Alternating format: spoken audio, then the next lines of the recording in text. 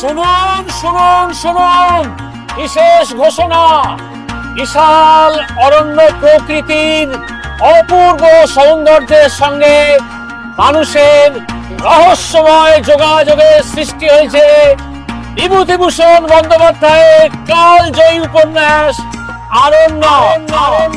বিহারের পূর্ণিয়া জেলার লবটুলিয়া বৈহার, সেখানকার মৃত্তিকা সংলগ্ন মানুষের দৈনন্দিন রোজনামচা আমাদের টেনে নিয়ে যায় অরণ্যের দিকে।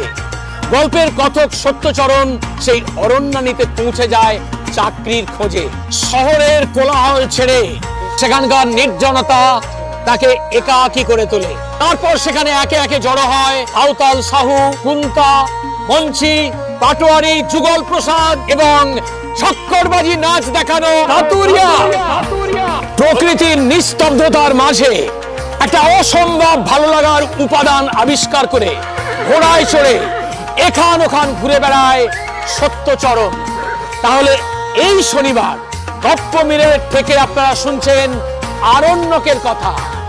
সত্যচরণের ভূমিকায় থাকবেন, নামটাই যথেষ্ট, মীর। আর থাকবেন লোকনাথ দে, দীপ বসু, পাপিয়া রায় চক্রবর্তী, অতনু বর্মন এবং আরো অনেকে।